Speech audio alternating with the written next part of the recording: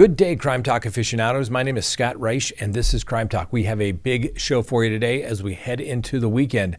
First, the third day of motions hearings are complete in the Delphi murder case. Chad Doerman, he avoids the death penalty by pleading guilty in regards to his 3 sons that he shot execution style. Justin Timberlake's attorneys gets admonished by the court. Another politician is in trouble. Scott Peterson's PR campaign is kicking in. Laken Realey, accused murderer, is now set for trial. And what do you tell police when you shoot your wife in the back? Hey, things just got a little out of hand, of course. And what is it with people on planes? Did their parents not teach them how to behave in public? And then finally, our dumb criminal of the day. Let's talk about it. All right, lawyer. Good day, everyone. Thanks for joining us. This is Crime Talk. My name is Scott Reich. You know the drill. Subscribe if you haven't, like if you do, hit that little bell so that you get notifications, leave me a comment, and yes, you can listen to us anytime on any of your favorite podcasting apps. All right. Now, I don't know if you woke up this morning and checked the stock market or your retirement 401k plan, but it was probably worth about, 8% less than it was yesterday. It rallied back a little bit, but the point is, if you're like me, you lost money. And obviously, with inflation, you got to try to make more money because your dollars are worth less. So what do a lot of people do? And maybe you should check it out, is gold. That's right. Go to US Gold Trust and check out the information. You fill a little box. They'll contact you. They'll see if gold or precious metals is the right thing for you. Whether you want to roll over some or all of your 401k into precious metals, it's something you can check out. I looked at the gold prices this morning. Unlike my stock prices that all went down, gold actually went up today. So for having 1 ounce of gold, you made $42 just like that. Why? Because people rally to gold when times get bad. When inflation goes up and the value of the dollar goes down, people always run to gold. It's good to have a little bit in your retirement plan. Check it out. Make sure it's right for you, but it doesn't cost anything. It doesn't cost you anything. All you have to do is fill out the form and they will contact you, the people over there at US Gold Trust. And if it works for you, great. If it doesn't, hey, you checked it out. Peace of mind. Knowledge is power. US Gold Trust. Check it out. All right, let's get to the docket. All right, for August 2nd, 2024. Yes, the Delphi murder and Judge Francis C. Gull. That's right. The third day of hearings in the case of the Delphi, Indiana murder suspect, Richard Allen, released a few new details about the deaths of the 2 girls that were slain back in 2017. Now, the attorneys finished the arguments from Wednesday's motions into today's motions in regards to the motions to suppress Allen's comments. That's Richard Allen's comments when he was in the State Department of Correction facility. Now, Allen sat there at the table and apparently showed a little emotion when he did not like what the prosecutors were saying in their closing arguments. The rest of the morning focused on the testimony from an expert on Odinism and ritualistic killings. The defense is trying to link the killings of the girls to Odinists and third-party suspects. So to do that, the judge has to basically see if there's some link that one could reasonably make, and it's not just total speculation, would go to the jury. We'll have to wait and see. So the expert witness was a woman by the name of Dawn Perlmutter. She apparently is an expert in ritualistic symbols and killing. And she took the stand to testify as to why she thinks that this was a ritualistic killing. In fact, she said there were 7 indicators that this was a ritualistic killing. The first being the place of the killing was outdoors. Okay, because that never happens, right? It was February 14th in a sun-up to sundown Odinistic sacrificial holiday. I mean, don't you put that on your calendar? That's right. The symbolism of the sticks and body positions were consistent with Odinistic runs. the body positioning, and an atypical blood pattern.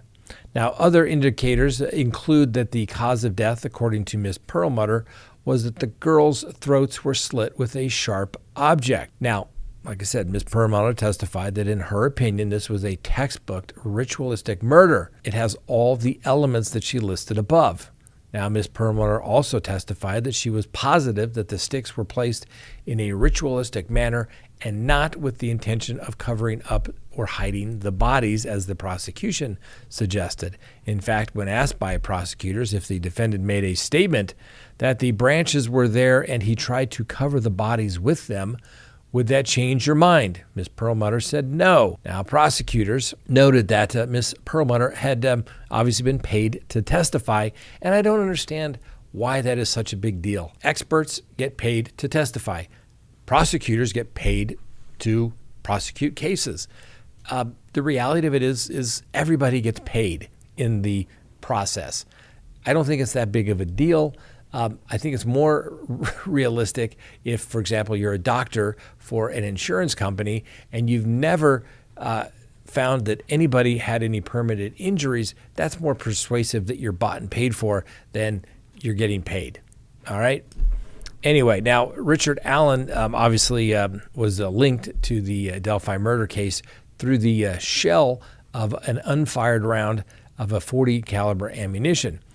In the probable cause arrest affidavit used to bring the charges against Mr. Allen, the Indiana State Police state that the round was found between the bodies of victims number 1 and 2, and it was forensically determined to have been cycled through Richard Allen's Sig Sauer P226 pistol. Now, during day 3, the defense showed the expert and the judge photos of the crime scene, and the photos weren't shown to the public, obviously, but attorneys talked in detail about the position of the girls' bodies and the sticks put on top of them. So was this an odinistic, ritualistic killing, or was this somebody simply trying to cover up a murder with a bunch of sticks and it just happened to be laid out this particular way? Well, we don't really know, but if we could see the pictures, then maybe. Now, don't get all offended, ladies and gentlemen, that we don't need to see the pictures. Well, guess what? A jury's going to get to see the pictures.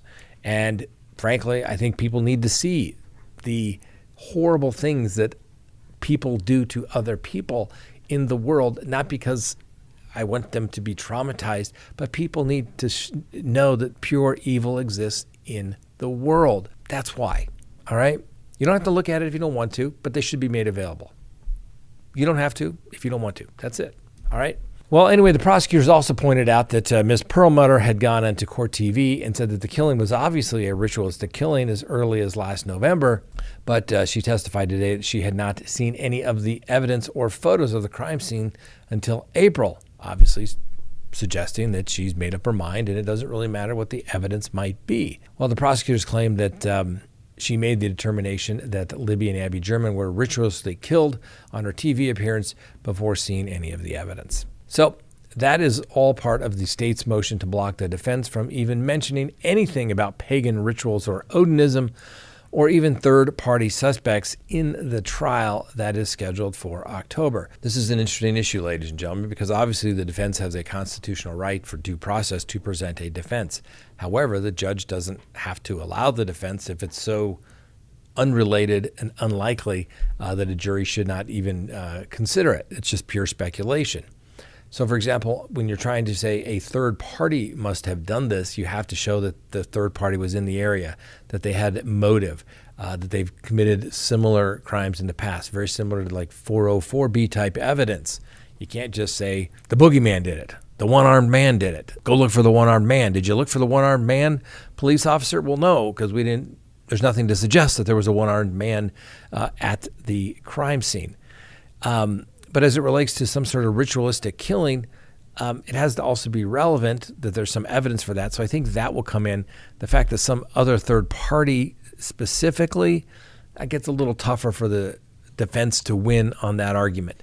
However, given what Judge Frances C. Gull has done in this particular case thus far, the fact that she truly hates the defense and, well, I think is trying to do everything she can to give the appearance of a fair trial to Richard Allen. I think she's failing miserably. But there's some of the stuff I don't think is going to come in. I think it's rather interesting when you look at the James motion We went through this on a live show several months ago, right after it was filed. It's very interesting and very unlikely that this was committed by just one person.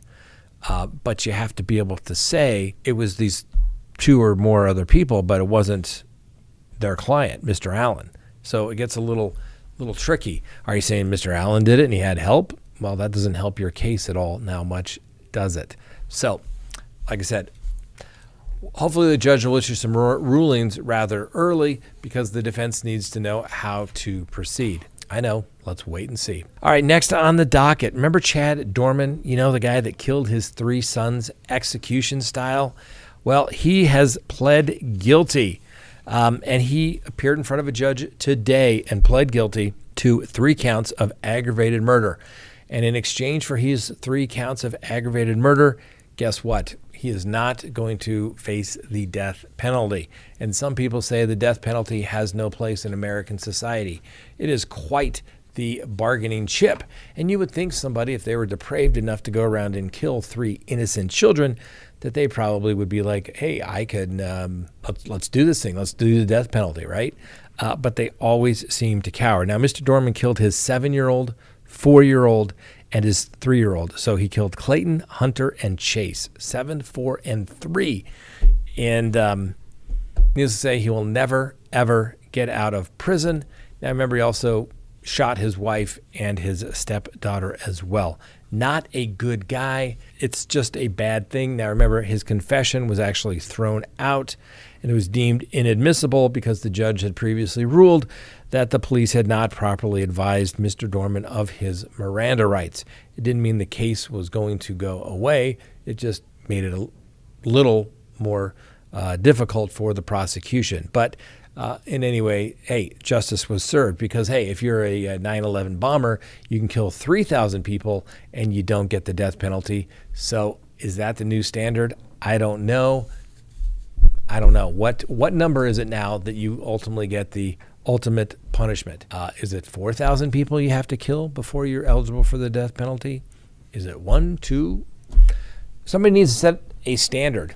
Like I said, if the people involved in 9/11 who confessed to it, although possibly under some moist conditions where they were being possibly waterboarded, but the reality of it is they knew who they did it, they could get a conviction, and they more than likely would get the death penalty.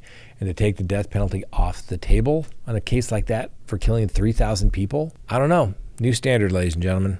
New standard, I guess. Next on the docket, Justin Timberlake's attorney gets admonished at the hearing, the arraignment for Justin Timberlake. This morning, Justin Timberlake had to appear via WebEx in New York for his court appearance as it relates to the DUI charges that he is potentially facing.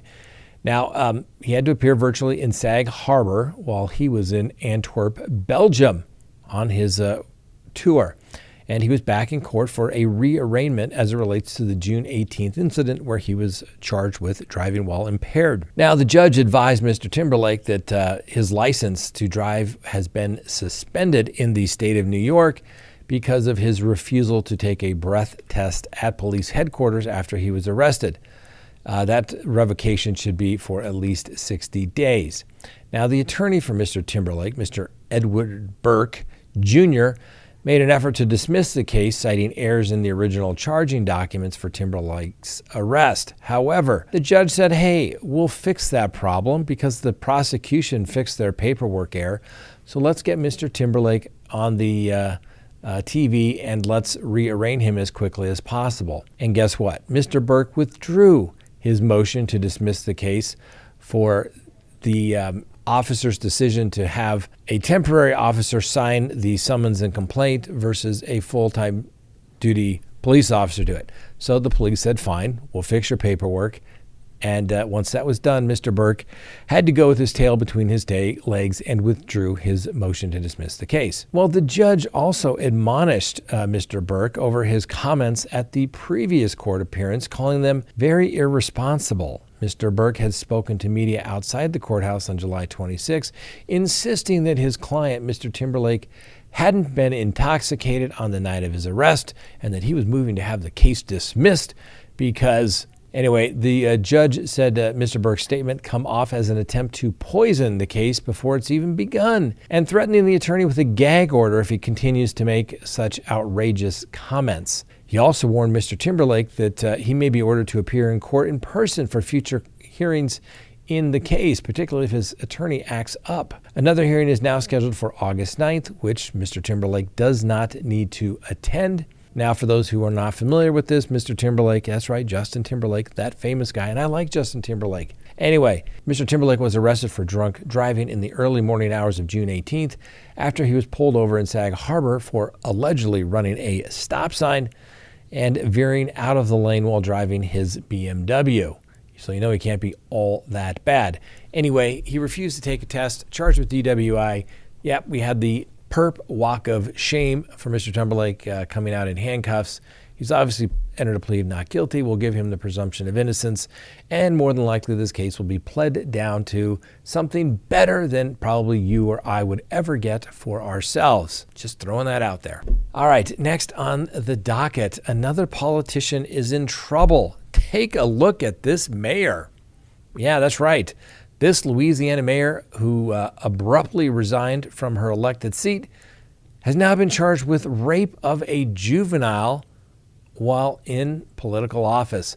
Please meet Misty Roberts Clanton, the now former mayor of DeRidder, Louisiana. She announced her resignation last week and was arrested on Thursday with allegations that she had sex with a minor. Now, the Louisiana State Police said that Miss Clanton allegedly had sexual intercourse with a juvenile victim while employed as mayor. Now, the police department's special victim unit said investigators spoke with not one but two juveniles who confirmed that Clanton allegedly had sex with one of them. And then on Thursday, Miss Clanton turned herself in and was booked at the Beauregard Parish Detention Center on charges of third-degree rape. She promptly posted bond of $75,000 and was released. Now, her attorney said that we trust the public will respect her constitutional presumption of innocence, which is fundamental to our system of justice. Now, that is probably one of the best statements that I've heard an attorney say in a long, long time. Don't get up there and say, my client's innocent, we look forward to our day in court, knowing full damn well that you're more than likely going to resolve the case with a plea. Good statement. Respect her constitutional presumption of innocence, which is fundamental to our system of justice. Very nicely done. Hats off to the former mayor's attorney. And the mayor, 42, doesn't look like she would have a problem finding a date. Not sure why she needs to be messing around with juveniles. Don't get it. She's only 42. Maybe makes her feel young. I don't know.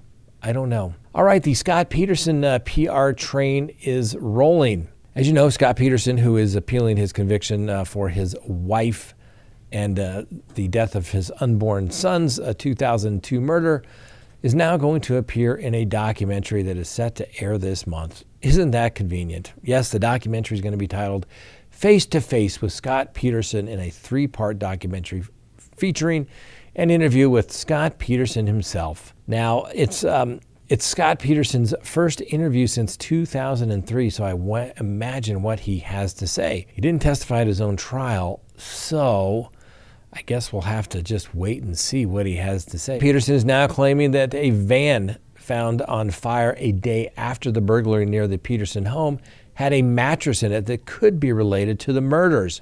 Could be, being the key term there. The van was found a mile from the family's home. Oh, therefore it must be part of the murder kidnapping. Anyway, Scott Peterson, through his legal team, is suggesting that Lacey Peterson witnessed a burglary across the street from her home led to her abduction and murder. Now, a judge, however, denied Mr. Peterson's request to test to see if there was any blood found on the mattress because no blood was found on the mattress. The judge agreed to allow DNA testing of some duct tape that was found on Lacey Peterson's pants when she was pulled from the bay there in San Francisco. Now, like I said, Miss Peterson, Lacey Peterson, vanished on Christmas Eve in 2002, a month before she was due to give birth. And prosecutors said that Scott Peterson strangled or suffocated his pregnant wife before wrapping her in a tarp, fastening her to anchors, and dropping her in the San Francisco Bay. Merry Christmas! Anyway, Scott Peterson, who claimed he was out fishing in Berkeley that day when his pregnant wife vanished, well, he was also arrested in San Diego on his way to Mexico with $15,000 cash in his possession, because that's what normal people do when your wife and unborn child have gone missing, right? And been found to be murdered. That's normal, right? No, that's called consciousness of guilt, right? When people are out looking for their children, their wives, they're actually out looking for them. They don't speak with them in the past tense. And you don't run away with $15,000 in cash. Imagine what that'd be worth in gold today. Now, in 2004, Mr. Peterson was sentenced to death following the trial. However, the California Supreme Court overturned his death sentence in 2020 after jurors who disagreed with the death penalty but were willing to impose it were found to be unfairly dismissed from the case. There was also issues surrounding prejudicial misconduct after a domestic violence victim was put on the jury. Now that I would have given him a new trial for. Anyway, back in 2021, Scott Peterson was resentenced to life without the possibility of parole. Later that year, a judge denied his bid for a new trial. I don't know. I'm just on the edge of my seat. I can hardly wait to see what Scott Peterson has to say. Now, I will watch it for you all. You don't have to waste your time on that, but I will do it for you, and we'll call it straight. But since he's been convicted, we don't have to give him the presumption of innocence anymore. And after all, he's been convicted, and he's been in prison for 22 years now. But I would have given a new trial based upon juror misconduct, because I really hate jurors that lie to stay on a case. Really, really irritates me. But overall, I think he's guilty, but he's probably should have got a new trial. We'll leave it at that. Anyway, next on the docket, Jose Ibarra, you know, the guy that's accused of killing Laken Realey? Well, he now has a jury trial, and it is set in November. All right, so Jose Ibarra, the man who is accused of killing Laken Realey, now has a jury trial. It is set in November, and the Athens, Clark County, Georgia judge had set that tentative date in November, and there is a status conference the Friday before.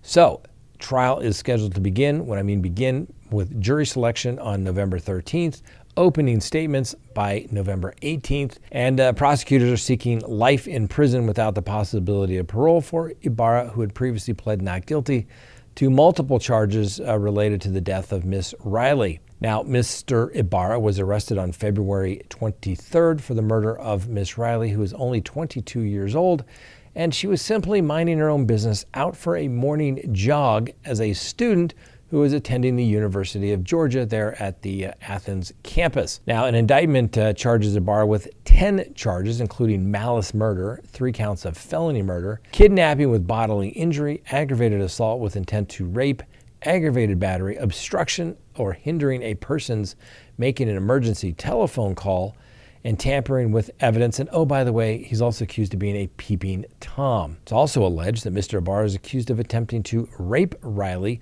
asphyxiating her, and seriously disfiguring her head by striking her with multiple times with a heavy rock. A tampering with evidence charge is for allegations that he disposed of his jacket and gloves to conceal the crime. And Ibarra is also accused of spying on a woman at an apartment at the same apartment complex where Miss Realey lived.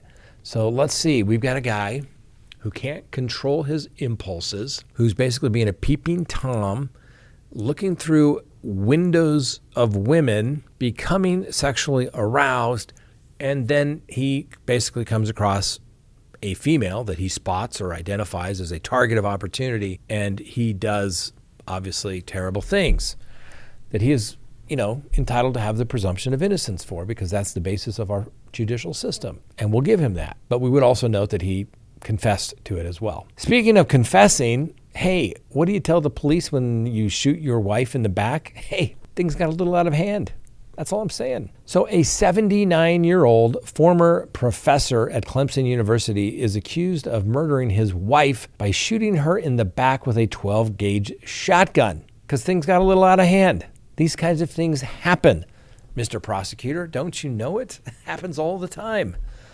Well, it is alleged that on July 2nd, the Anderson County Sheriff's Office there in South Carolina announced that Edwin Brainerd was booked on charges of murdering and possession of a weapon during a violent crime after killing his wife, also 74 years old, of Sally Brainerd, who was shot to death in the late that night in the bedroom there in South Carolina. Well, so the deputies responded to the house in the early morning hours after they received a 911 call about a shooting with injuries.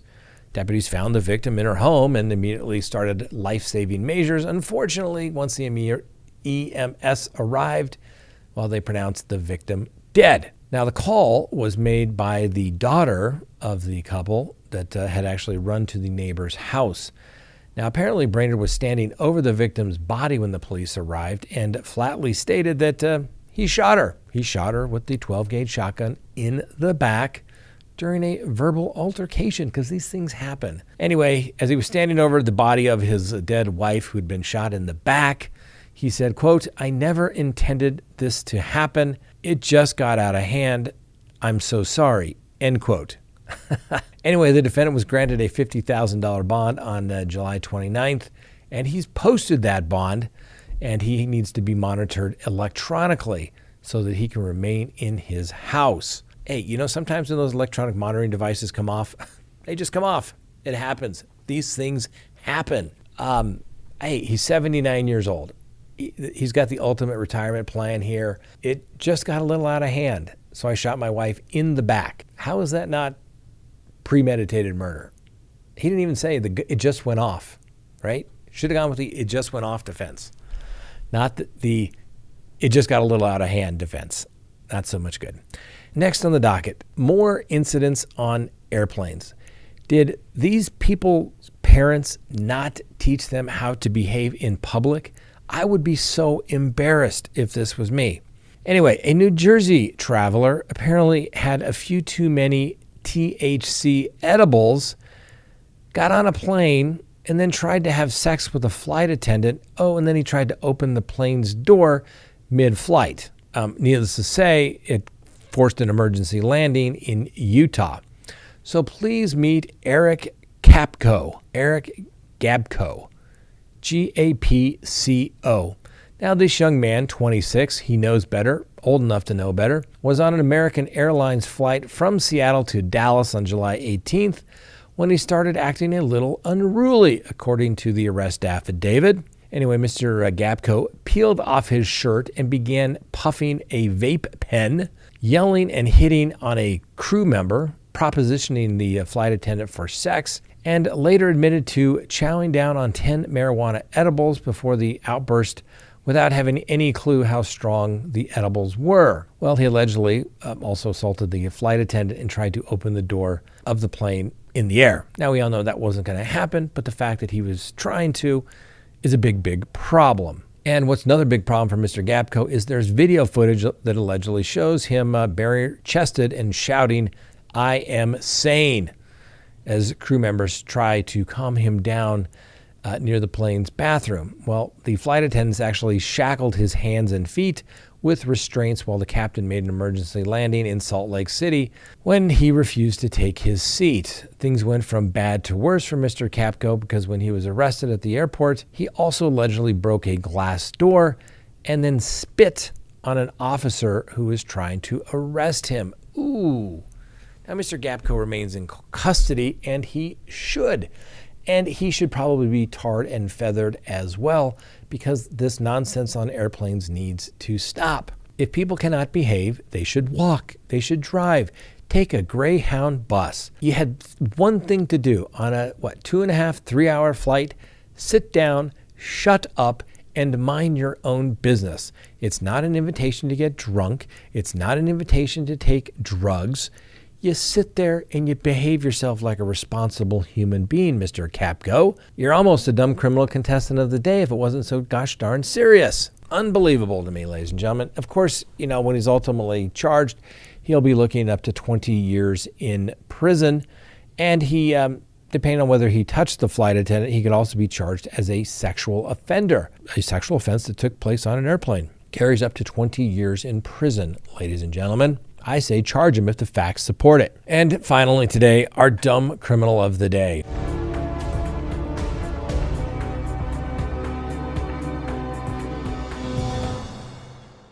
A manager trainee at a McDonald's in Georgia was sentenced to 5 years in federal prison for starting a massive dumpster fire because he thought the line of customers was too long. Yes, please meet Joshua Darrell McGregor, our dumb criminal of the day. You would think at 34 you would know better, but apparently not. But this is why we have dumb criminal of the day, to highlight the stupidity of some individuals' actions and to show what can actually happen. So Mr. McGregor was working at a Savannah, Georgia McDonald's back in April of last year when he grew frustrated because the restaurant was really busy and the drive-thru was so crowded. So as a managerial trainee, instead of saying, let's just hunker down and accomplish the mission, serve everybody as efficiently as possible, get them their food, no, he says, let me go light a piece of cardboard on fire and toss it into the restaurant's dumpster, which was also full of cardboard and other flammable materials, and to ensure that the fire ignited before returning to the restaurant. Like somehow people are going to say, hey, there's a fire, I don't want my food anymore. What was this guy thinking? Like I said, Mr. McGregor was trained to be a manager. Can you imagine that? So he'd made it through the lower rungs of McDonald's and was on his way to a very good paying position, actually. Anyway, he was later busted because they looked at the surveillance footage showing him starting the fire. You would think as a manager trainee, they would at least tell you where the cameras are positioned, or at least show you the cameras so you can respond to situations, right? Anyway, Mr. McGregor ultimately pled guilty to arson and was sentenced to 5 years in prison and 3 years of supervised release, also known as parole, after his release from federal prison. Well, at least in prison, Mr. McGregor, things will be a little slower pace. You won't have to worry about the hustle and bustle of people trying to get their food. No, now you get to stand in line waiting for your food to be served to you 3 times a day. And I bet you will be longing for some McDonald's when you are done eating that prison food. Anyway, Mr. McGregor, you are a dumb criminal of the day. Congratulations, you made it. All right, ladies and gentlemen, that's all we have for you today. Hope you enjoyed the show. We'll see you next week. Enjoy the weekend. And remember, the Constitution matters.